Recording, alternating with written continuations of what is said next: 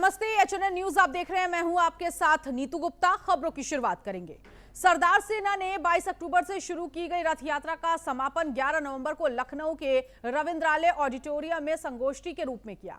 Press वार्ता के दौरान सरदार सेना के राष्ट्रीय अध्यक्ष आरएस पटेल ने सरदार पटेल के प्रेरणादायक विचारों को साझा किया। उन्होंने कहा कि भारतीय राजनीति धर्म, संप्रदाय और जातिगत विभाजन से मुड़ गई है। आरएस पटेल ने आरोप लगाया कि बीजेपी ने दलित, वंचितों और पिछड़ों की आवाज दबाई और रोजगार के वादे पूरे नहीं किए।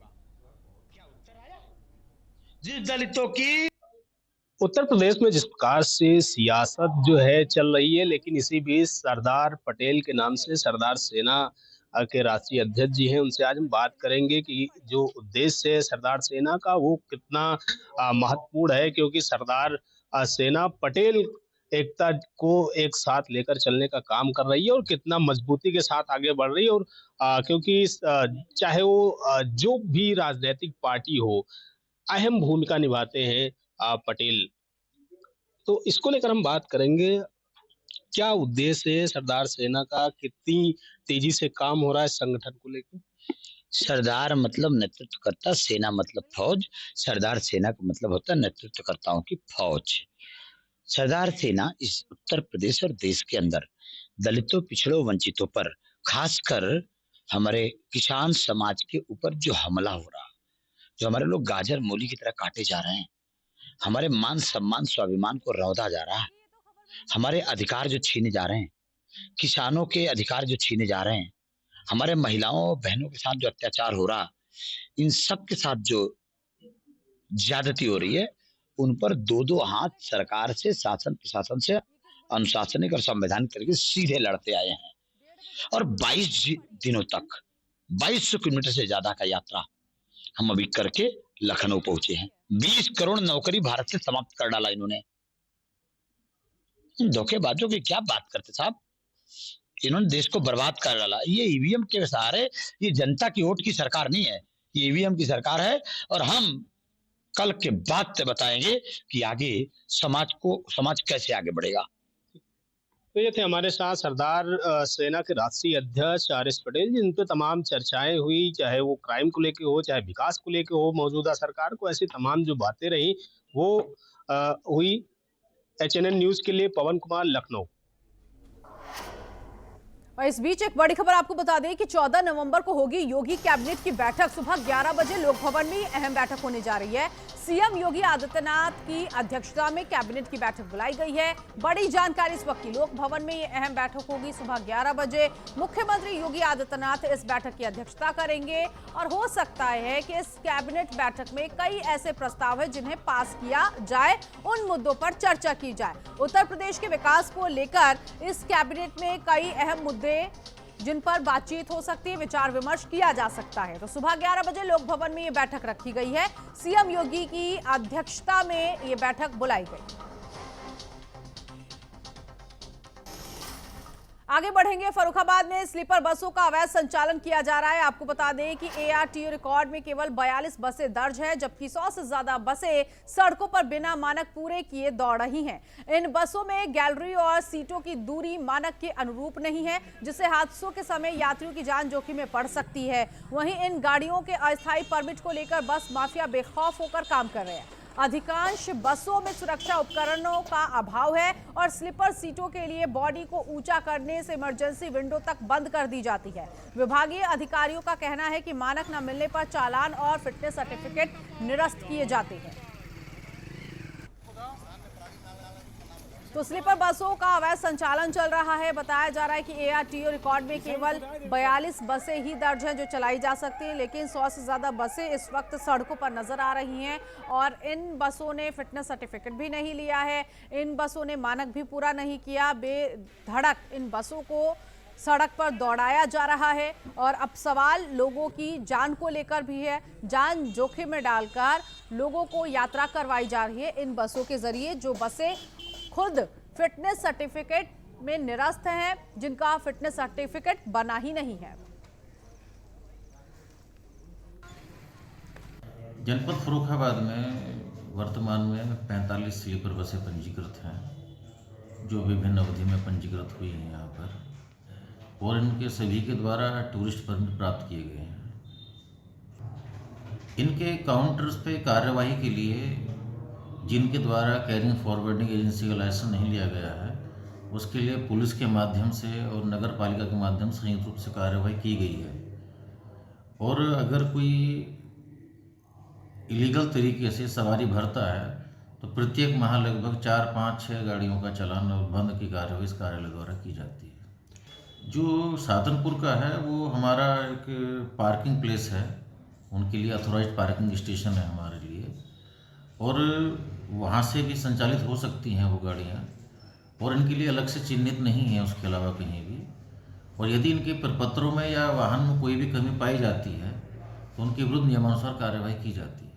जनपद फर्रुखाबाद में वर्तमान वरुण दुबे इस वक्त हमारे साथ संवाददाता जुड़ गए हैं इसी खबर पर आगे की जानकारी के लिए। वरुण, जरा ये बताइए कि बसों को लेकर तो ये खुलासे हो गए कि जो रजिस्टर्ड हैं वो 42 है, लेकिन 100 से ज्यादा ये बसें चलाई जा रही हैं। तो अब ऐसे में ARTO विभाग आगे किस तरह की कार्रवाई करेगा? इन बसों के संचालन पर किस तरह से रोक लगाई जाएगी? बिल्कुल, आपको बता दें कि फर्रुखाबाद में जो ARTO प्रवर्तन सुभाष चौधरी राजपूत ने एस्टूडेंट को बताया कि जो मतलब 100 बसें लगभग जो मानकों के आधार पे नहीं चल रही हैं और 42 का रजिस्ट्रेशन है। और आपको बता दें कि जो बसें हैं उनमें ना गैलरी है ना, और लगभग ना ही इमरजेंसी गेट लगा हुआ है। इससे बड़ी कार्रवाई होते जब मतलब बच जाती है, उसके बाद जब RTO चेकिंग करते हैं, अभियान चलाते हैं, उसके बाद भी जो बस माफिया हैं वो कोई भी मतलब उनके ऊपर अंकुश नहीं रख पाता है। और साथ ही साथ कई ऐसे विमल चतुर्वेदी, आकाश ट्रेवल्स और गंगा ट्रेवल्स जैसे निजी बसें जो हैं अनमानको तरीके से चल रही हैं। वो तो ठीक है, वो मैं समझ गई वरुण कि ये मानकों को भी पूरा इन्होंने नहीं किया, उसके बावजूद ये बसें चलाई जा रही है। लेकिन सवाल मेरा यहाँ पर ये था कि जब ये बातें अब ARTO विभाग के सामने आ चुकी है तो कार्रवाई क्या की जाएगी? कैसे इन बसों को रोका जाएगा? और फिटनेस सर्टिफिकेट, या अगर ये बसें चल रही हैं, क्योंकि सवाल इसलिए इम्पोर्टेंट है, यात्रियों की संख्या बहुत ज्यादा होती है हर स्टेट में, हर जिले में, तो ऐसे में क्या नई बसें उतारने की प्लानिंग हो रही है, इन बसों को ठीक करने की प्लानिंग हो रही है, या इन पर एक्शन लिए जाने की प्लानिंग की जा रही है? बिल्कुल, ARTO ने बताया कि इस पे नोटिस भेजा जाता है, लेकिन नोटिस का कोई भी इनके ऊपर कोई भी मतलब जो नोटिस भेजा उसका कोई भी इनके ऊपर असर नहीं होता है। और साथ ही साथ कई बसें को पकड़कर सीज किया गया, तब भी जो बस माफिया हैं बिल्कुल बेखौफ होकर बसें चला रहे हैं। इनके ऊपर कोई भी प्रशासनिक कार्रवाई ऐसी नहीं हो पा रही है। विभाग को अब एक्शन सख्त लेने की जरूरत है। नोटिस के बावजूद भी अगर ये बसें चलाई जा रही है तो कहीं ना कहीं कमी तो विभाग के अंदर है। बहरहाल बहुत शुक्रिया वरुण इस जानकारी के लिए।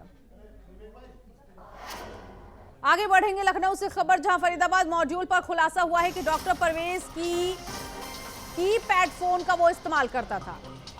इलेक्ट्रॉनिक गैजेट्स में 3 कीपैड फोन बरामद हुए हैं और एक हार्ड डिस्क और कई इलेक्ट्रॉनिक गैजेट उसके पास से मिले। डॉक्टर परवेज आतंकी मुजम्मिल के संपर्क में था। बहन शाहीन शाहिद से भी बात करता था डॉक्टर परवेज। तो एक सिर्फ भाई है शाहीन का जो कि उसके कांटेक्ट में था, उसके पास से कीपैड फोन बरामद किए गए हैं, हार्ड डिस्क मिली है, कई तरह के ऐसे गैजेट्स मिले हैं जो इशारा कर रहे हैं कि शाहीन का जो भाई है उसका कांटेक्ट आतंकियों के साथ रहा है।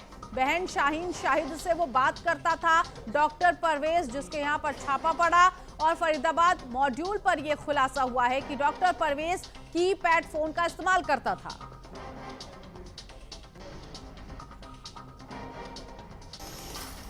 और अब खबर यूपी से है, जहां श्रावस्ती से राजस्व विभाग में बड़ा फर्जीवाड़े का मामला सामने आया। एसडीएम जमुनाहा की जांच में सामने आया कि फर्जी दस्तावेजों के सहारे जमीन की रजिस्ट्री कराई गई थी। एसडीएम ने पुलिस को कठोर कार्रवाई के निर्देश दिए, जबकि राजस्व विभाग ने दोषियों पर सख्त दंडात्मक कार्रवाई की बात कही है। तो राजस्व विभाग ने बड़ा फर्जीवाड़ा जिसका खुलासा किया है, फर्जी दस्तावेजों से जमीन की रजिस्ट्री कराई गई। एसडीएम ने जांच में ये खुलासा किया कि जो ये फर्जीवाड़े का खेल चल रहा था, अब इस पर कार्रवाई होगी। पुलिस को सख्त निर्देश दे दिया गया है कि दोषियों पर दंडात्मक कार्रवाई की जाए, सजा का ऐलान किया जाए। देवरिया के नरिया गांव के पास पुलिस और पशु तस्कर के बीच मुठभेड़ हो गई। पुलिस की जवाबी कार्रवाई में तस्कर के पैर में गोली लग गई, जिसे इलाज के लिए अस्पताल में भर्ती कराया गया। मौके से पुलिस ने 11 गौवंशी पशु, एक पिकअप वाहन, एक तमंचा और कारतूस बरामद किया है। आरोपी पर गौवध अधिनियम, आर्म्स एक्ट, गैंगस्टर एक्ट के तहत केस दर्ज किए गए हैं। आगे ले आओ। तो पुलिस और बदमाशों के साथ ये मुठभेड़ हुई है। ये गौ तस्कर बताए जा रहे हैं। इसमें एक तस्कर घायल हो गया, अस्पताल में उसे भर्ती कराया गया और मौके से 11 गौवंशी पशु भी बरामद किए गए। पिकअप वाहन, तमंचा, कारतूस बरामद किया गया। पुलिस ने सभी को जब्त कर लिया है। मामले की जांच की जा रही है। थाना बनकटा क्षेत्र अंतर्गत गौ तस्करी के आरोप में गिरफ्तार अभियुक्त दिलीप सोनकर को जब स्वास्थ्य संबंधी शिकायत पर पीएचसी बनकटा ले जाया जा रहा था तो अभियुक्त पुलिस की पिस्टल छीनकर भागने लगा। जब पुलिस टीम द्वारा घेराबंदी की गई तो अभियुक्त ने फायरिंग शुरू कर दी। पुलिस टीम द्वारा जवाबी फायरिंग में अभियुक्त के पैर में गोली लगी है। प्राथमिक उपचार हेतु उसे पीएचसी रवाना किया गया, जहां से उसे जिला अस्पताल रेफर किया गया है। यूपी के ललितपुर के कस्बा बार में ओवर रेटिंग की शिकायत पर उप जिलाधिकारी ने खाद की दुकान पर छापा मारा। जांच में पाया गया कि दुकानदार पिछले कई महीनों से खाद ओवर रेटिंग में बेच रहा था। मौके पर मौजूद किसानों से पूछताछ करने पर ओवर रेटिंग की पुष्टि हुई। उप जिलाधिकारी ने जिला प्रशासन के सख्त निर्देशों का पालन करते हुए दुकान को तत्काल प्रभाव से सीज कर दिया। प्रशासन ने स्पष्ट किया है कि इस तरह की अवैध गतिविधियों पर किसी भी स्थिति में सहन इसे नहीं किया जाएगा और दोषियों के खिलाफ सख्त कार्रवाई की जाएगी। तो जो दुकानदार कई महीनों से ओवर रेटिंग कर रहा था, अब उस दुकान को तत्काल प्रभाव से सीज कर दिया गया है। आगे की कार्रवाई की जा रही है।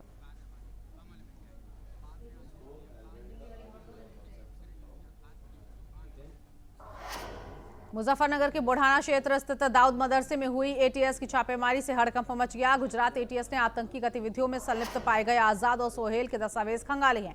दोनों को 7 नवंबर को गिरफ्तार किया गया था। जांच में पता चला कि सोहेल पिछले 3 साल और आजाद पिछले 1 साल से मदरसे में तालीम ले रहे थे। मदरसे के मौलाना दाऊद ने भी दोनों के तालीम लेने की बात कबूल कर ली है। एटीएस ने सोहेल के लखीमपुर खीरी कनेक्शन की जांच की और पूरा मामला खुफिया एजेंसियों की निगरानी में आ चुका है। तो दाऊद मदरसे पर एटीएस की बड़ी छापेमारी हुई है। आतंकी गतिविधियों में संलिप्त आजाद और सोहेल को गिरफ्तार किया गया। उधर खुफिया एजेंसियों की निगरानी में ये पूरा मामला सामने आया है। ये बहुत ही निंदनीय है, बहुत ही भर्त्सनीय है जब शिक्षा क्षेत्र से जुड़े लोग जो शिक्षा के क्षेत्र के माध्यम से, पढ़ाई के माध्यम से बच्चों को आगे बढ़ाना चाहते हैं, भविष्य बनाते हैं, वही लोग आतंकवादी गतिविधियों में शामिल होंगे या पकड़े जाएंगे या संदिग्धता की श्रेणी में रहेंगे। तो निश्चित रूप से शासन प्रशासन के लिए भी, सरकार के लिए भी और हम सब के लिए, पूरी मानव जगत के लिए ये बहुत ही एक संकट का माहौल है, वातावरण है। और ऐसे लोगों को मुझको मेरा निवेदन है कि शिक्षाविदों को, जो शिक्षा के क्षेत्र से जुड़े लोग हैं, मौलवी हैं। उधर मुजफ्फरनगर के बुढ़ाना में बड़ा हादसा हो गया, जहां बेकाबू गन्ने से भरा ट्रैक्टर ट्राला पलट गया। हादसे में ट्रैक्टर चालक की मौके पर ही मौत हो गई। घटना के बाद स्थानीय लोगों में आक्रोश फैल गया है। प्रशासनिक और पुलिस अधिकारी, सीओ, नायब तहसीलदार सहित पुलिस बल मौके पर पहुंचा। गन्ना लोडर और हाइड्रा मशीनों की मदद से घंटों की मशक्कत के बाद शव को बाहर निकाला गया। तो गन्ने से भरा ये ट्रैक्टर ट्रॉला बताया जा रहा है जो पलट गया। हादसे में चालक की मौत हो चुकी है। लोगों का हंगामा भी देखने को मिला। पुलिस ने किसी तरह से लोगों को समझाया बुझाया, मामले को शांत करवाया और आगे की कार्रवाई शुरू कर दी।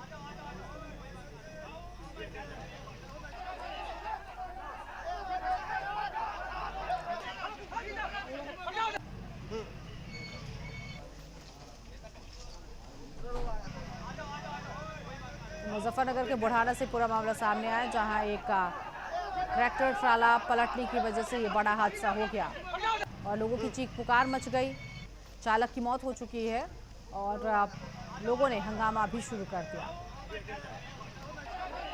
ये गन्ने का ट्रैक्टर ट्रॉला आ रहा था और बुढ़ाना की तरफ आ रहा था, तो ये मंडी के पास में ये पलट गया सड़क के किनारे। उसमें प्रदीप नाम का जो गाड़ी चला रहा था, ट्रैक्टर चला रहा था, वो भटराना का रहने वाला है, वो उसमें दब गया है। उसको निकाल करके वो उसकी मौके पे ही मृत्यु हो गई, लेकिन फिर भी उसको सीएससी बुढ़ाना भेज दिया गया है और मौके पर शांति व्यवस्था है, मेरी आवश्यक कार्रवाई की जाएगी। और इस बीच एक बड़ी खबर आपको बता दें कि गृह मंत्री अमित शाह ने अहम बैठक की है। गृह मंत्रालय में अमित शाह की बैठक हुई और सीसीएस की बैठक से पहले ये अहम बैठक हुई है। गृह सचिव समेत कई वरिष्ठ अधिकारी इस बैठक में मौजूद रहे। आपको बता दें, दिल्ली कार ब्लास्ट के बाद ये बैठक एक बार फिर से होने जा रही है। कल भी बैठकों का लंबा दौर चला था, गृह मंत्रालय में लंबी बैठकें हुई थी और आज सीसीएस की बैठक होगी। बताया जा रहा है कि इस बैठक में पीएम नरेंद्र मोदी भी मौजूद होंगे, उनकी अध्यक्षता में ये बैठक होगी। लेकिन उससे पहले यहां पर गृह सचिव के साथ बैठक हो रही है, जिसमें न सिर्फ गृह सचिव बल्कि कई आला अधिकारी भी मौजूद हैं।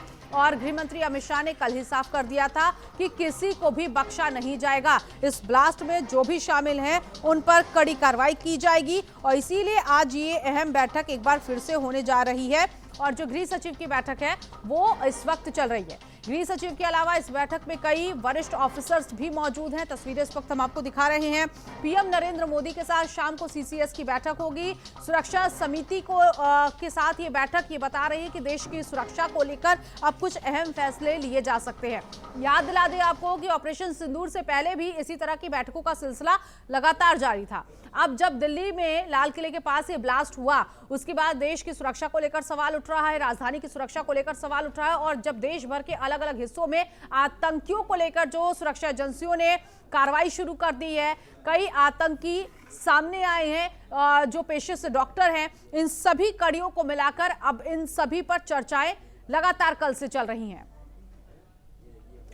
अभिषेक आनंद इस वक्त हमारे साथ सहयोगी जुड़ गए हैं इसी खबर पर आगे की जानकारी के लिए। अभिषेक, क्योंकि काफी देर से ये बैठक चल रही है, अपडेट बताइए, अभी भी बैठक जारी है या खत्म हो गई और बैठक से क्या कुछ इनपुट निकलकर सामने आया है? नीतू, देखिए बैठक जो है वो खत्म हो चुकी है। ऐसे में जो तमाम जो सुरक्षा के जो जितने भी आला अधिकारी थे सभी लोग इस बैठक में मौजूद थे। जो अभी तक में जितनी भी सारी जो प्रक्रिया जो हुई है, जो जांचें जो हुई हैं, उसको लेकर के ब्यौरा दिया गया है। हालांकि 5 बजे करीब में सीसीएस की बैठक है जो प्रधानमंत्री नरेंद्र मोदी की अध्यक्षता में होगी ये बैठक। उसके बाद जिस तरीके से लगातार जो ये कहा जा रहा था कि जो प्रक्रिया जो है वो किस तरीके से आगे बढ़ेगी और भी दिशा निर्देश दिया गया है कि आने वाले वक्त में सुरक्षा जो है वो और भी बढ़ाई जाए। इसको लेकर आपने देखा कि क्योंकि लाल किले में जिस तरीके से बॉम्ब ब्लास्ट हुआ था, जिसके बाद से एनआईए की टीम, इंटेलिजेंस ब्यूरो, तमाम जो सुरक्षा की टीमें जो है वो मौजूद है वहां पर और जो खंगालने की कोशिश कर रही है कि किस तरीके से हुआ था। इसको लेकर के भी अमित शाह के साथ में जो बैठक हुई है ये बहुत ही महत्वपूर्ण बैठक मानी जा रही है। और साथ ही साथ आने वाले वक्त में जो 5 बजे जो बैठक जब होगी प्रधानमंत्री नरेंद्र मोदी की अध्यक्षता में, तो आने वाले वक्त में हो सकता है कि दिल्ली में सुरक्षा जो है और भी बढ़ाई जा सकती है, क्योंकि ये ब्लास्ट जो है वो बहुत ही बड़ा ब्लास्ट था और इससे पूरा दिल्ली दहल चुका है। तो ऐसे में जो सुरक्षा दृष्टिकोण से कहीं ना कहीं सुरक्षा का चूक भी माना जा सकता है इसको। लेकिन अब आने वाले वक्त में दिल्ली जो है वो सुरक्षा के दृष्टिकोण से काफी ज्यादा सख्त होने वाली है। ठीक है, ये बैठक इस बात की ओर भी इशारा कर रहा है कि हो सकता है जिस तरह से ये आतंकी पकड़े जा रहे हैं, कोई बड़ा ऑपरेशन सरकार की तरफ से चलाया जाए, ये आतंकी जिस तरह से पकड़े जा रहे हैं। फिलहाल बहुत शुक्रिया अभिषेक इस जानकारी के लिए और यहाँ रुकेंगे एक छोटे से ब्रेक के लिए, फौरन हाजिर होंगे कुछ और खबरों के साथ।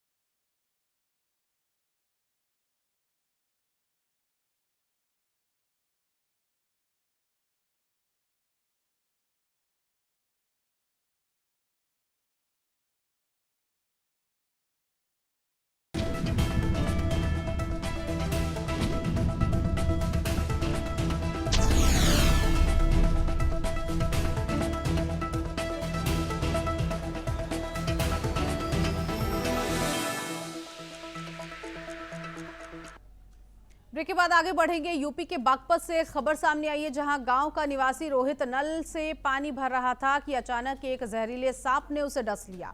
डसते ही रोहित चीखकर गिर गया। परिवार तुरंत उसे जिला अस्पताल लेकर पहुंचा, लेकिन गंभीर हालत के चलते डॉक्टरों ने उसे हायर सेंटर रेफर कर दिया। घटना ने गाँव में डर का माहौल बना दिया है। इसका सांप ने काटा था जी कल, तो इसकी आवाज चली गई, इसकी अचानक पड़ा जी। क्या नाम है इसका? रोहित। अच्छा, कहाँ काटा था? कहाँ के ये अंगली में है जी। कहाँ के रहने वाले? नंगला सनोली। कब लेके आए थे? आज ही लेके आए जी। अब आवाज नहीं आ रही? नहीं जी। कैसे पता लगा सामने काटा है? सांप हमने खुद देखा जी। क्या पता? ये लड़का क्या करता है? ये मजदूरी करें जी, तसले की मजदूरी करें हम तो। खेत में या घर का? घर पे जी, पानी भर रहे थे पीने के लिए घर पे। तो अब आवाज नहीं आ रही? नहीं। और लखनऊ में सचिवालय के 187 समीक्षा अधिकारियों को अनुभाग अधिकारी के पद पर पदोन्नत किया गया। ये पदोन्नति 17 अक्टूबर की ज्येष्ठता सूची के आधार पर की गई। प्रमोशन के बाद सभी अफसरों की नई तैनाती भी की गई है। कर्मचारी नेताओं ने इस अवसर पर मुख्यमंत्री के प्रति आभार व्यक्त किया। सचिवालय ने अधिकारियों को उनकी जिम्मेदारियों के अनुसार नई तैनाती दी है, ताकि प्रशासनिक कार्यों में सुधार किया जा सके। फर्रुखाबाद से खबर, जहां कानपुर रेल मार्ग पर खुदागंज स्टेशन और गुमटी नंबर 128C के बीच पटरी चटक गई। इससे अलग अलग स्टेशनों पर 3 ट्रेनें रोक दी गई। पटरी मरम्मत कार्य चलता रहा, घंटों यात्री परेशान रहे। खुदागंज रेलवे स्टेशन से कुछ दूरी पर पटरी चटकी और इस पूरे मामले में मरम्मत कार्य शुरू किया गया।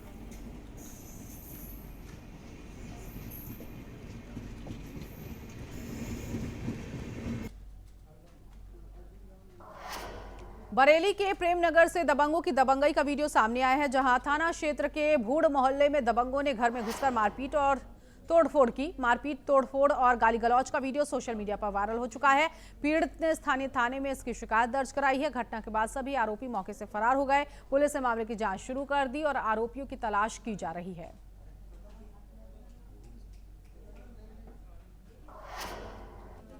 आगे बढ़ेंगे। एटा के गांव कलवरिया में संदिग्ध परिस्थितियों में 50 साल के शख्स की मौत से परिवार में कोहराम मच गया। घटना की सूचना मिलते ही पुलिस मौके पर पहुंची और मृतक के शव को कब्जे में लेकर पोस्टमार्टम के लिए भेज दिया है। मृतक के भाई ने गांव के ही लोगों पर मारपीट का आरोप लगाते हुए मारपीट के कारण उसकी मौत हुई ये कहना है। मृतक के बेटे की सूचना पर मौके पर पहुंचकर पुलिस घटना की बारीकी से जांच कर रही है। फिलहाल मामले की छानबीन लगातार जारी है।